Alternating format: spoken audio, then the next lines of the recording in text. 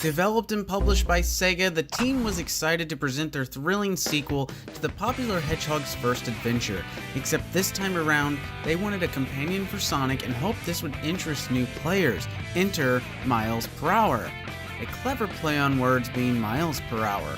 Over time, the character picked up the nickname Tails and has stuck ever since. Since Sonic the Hedgehog 2 went on to become one of the Blue Blur's most celebrated entries, and for good reason. It's a fantastic game, and I remember always being Tails trying to keep up with my brother, and those are some fantastic memories. Today, on Character Potential, we'll be covering the two-tailed fox himself, Tails.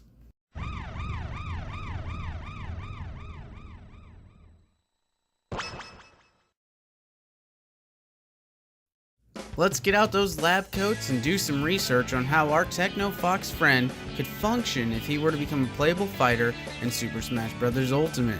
Computer, pull up the stats page for Tails. Oh wait, I'm not as smart as Tails, so it doesn't do that. I'll have to edit it in myself. As usual, the ratings are based on a 1 to 9 scale in reference to the Max Smash AI. Power. This is a rating of how much base damage he'll do compared to other fighters. Unlike Knuckles, Tails would rather not flex his muscles. He has technology and critical thinking that has individualized him as a person. Tails wouldn't be the toughest character, but he has some tricks up his sleeves. Tails would be a 4 out of 9. Speed. Speed determines how fast he'll move. This means walking and running animation, swimming if it returns, dodge roll, edge tactics, and more. Tails can move pretty quick, but prefers to keep things at his pace. This will allow him to better handle situations and thrive. Tails would be a 6 out of 9 in speed. Technique. This stat defines how much of a learning curve the moveset would be. Tails is all about technique instead of raw power. Being 9 for 9, Tails would be a tough character to master, but has tons of utility when it comes to covering all of his bases. Jump. Jump determines how high he jumps, how many jumps he gets, or how good his recovery is. This is where Tails excels because his jump ability and recovery are top notch. Tails has lots of ways to fight you, whether it's right in front of your face or zoning from the sky.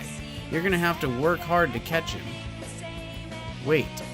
Weight is what determines how light or heavy a character is. It also has a factor on fall speed and whether or not jumps will be floaty. Tails, while pretty light and easy to smash off the stage, still has a bit of weight due to his tools.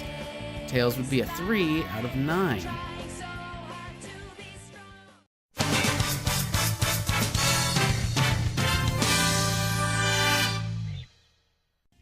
For the standard B special, Tails would tinker a buddy bot that would run across the stage doing minor damage to opponents caught by it.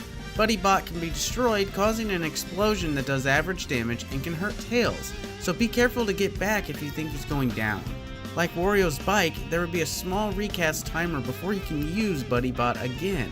Another strategy would be to use Buddy Bot as a bomb, but why would you? He's your buddy.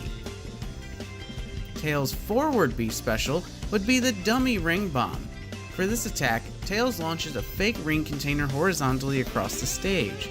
It can land on the ground and stay stationary as a container similar to Pac-Man's fire hydrant, but it will explode into a bunch of fake rings after a short time, doing average damage.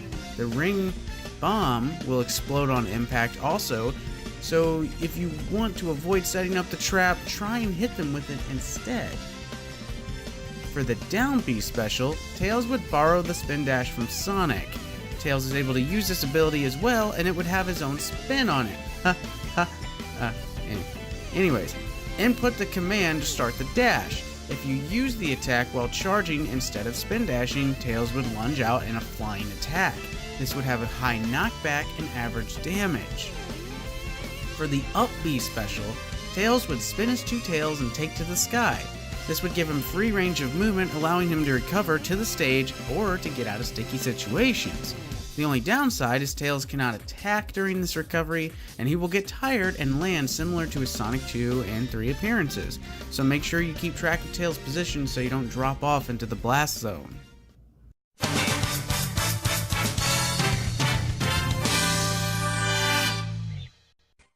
For the neutral A attack, Tails would do a straight punch. The full neutral A combo would be a punch, a spinning tail attack, followed by magic hook, a spring-loaded boxing glove that swings around from the back. For the forward A tilt, Tails would do a leaning swing of his trusty wrench, average damage and knockback. The down A tilt would be the energy ball, a red arm cannon from Sonic Battle. Tails shoots a yellow orb of energy straight out, short reach but average damage and knockback. Tails up A tilt would be the magic upper, a spring-loaded boxing glove that goes straight up. This attack is powerful, but the hitbox is small, so aim carefully. For the aerial attacks, the neutral air would be a spinning tail attack. The forward air would be the wrench, same effects and damage apply here. The back air would be a double tail attack. This attack would do minor damage and knockback. The up air would be the same as its grounded counterpart, the magic upper. Same effects and damage apply here as well. The down air would be the energy ball, but it would be a shot in a downward angle depending on which direction you are facing. Average damage and knockback, the reach is still minor. For Tails' grab attacks, he would use the inner beam. This would be a tether style grab that can reach opponents from a distance. It would also allow you to tether to edges and recover. For a forward and backwards grab, Tails would swing the opponent Mario 64 style and launch them. For the down grab, Tails would grab the opponent, drop them on the ground, and do a double tail whip attack. For the up grab, Tails would use his grab from Sonic the Fighters, where he drags the opponent up into the air and drops them.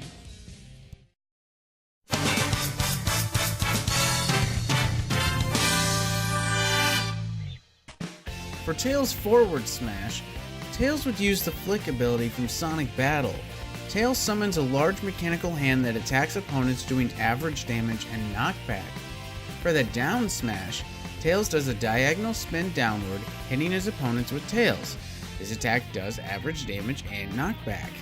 For the up smash, Tails would jump up with two magic upper spring-loaded boxing gloves. His attack would cover both sides of Tails and have good anti-air properties, average damage and knockback. For the final smash, Tails would summon the tornado and take off.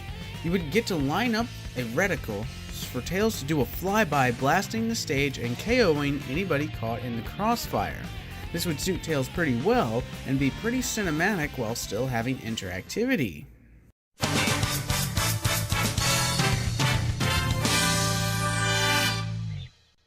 Tails would have 3 taunts. 1. Tails would pull out the Miles Electric and go over some data. 2. Tails would pull out his favorite wrench and polish it. 3. Tails would tinker with a little machine and it would explode in his hands. For Little Mac's Punch-Out stage, the moniker would say Miles Prower, a throwback to his real name in the series.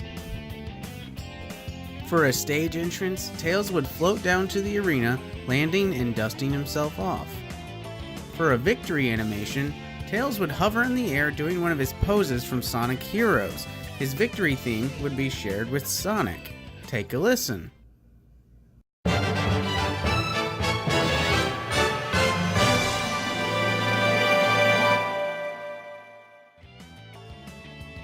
Last but not least, for a stage, they would probably have Tails be represented by what Sonic has already, but if they wanted to give something to our foxy friend, I would say Tails' Workshop.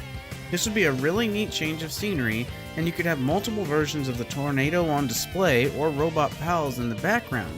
You could also have the runway open up and change the stage and where you fight, so there's lots of potential for stage.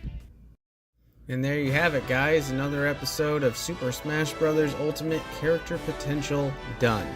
I had a lot of fun working with Tails. He's been one of my favorite Sonic characters for a long time, and I never thought that third-party characters in Smash could have second reps. Well, that's totally out the window now with the inclusion of Simon and Richter and Snake. And anyways, so I had a lot of fun putting this one together. Tails is pretty complicated because he can do so many things. He has so much potential. He has so many different options for attacks and just different things that he can do. So hopefully you guys enjoyed what I put together. I think that this kind of makes him feel pretty different than other characters, and I think it'd be pretty fun to see. So yeah, let me know your ideas. Let me know what you think about the moveset. Let me know if you have a request for a character. Now that Tails is done, I'm still two characters deep, 2 requests in the hole. So I'm going to continue to keep working on those. But if you have a request, just let me know and I will do my best to work with you guys. As always, I appreciate everybody who's watching. Thank you so much for going on this journey with me. Thank you, thank you, thank you. This is your Pleb. This is Trev. And I will see you next time. Bye.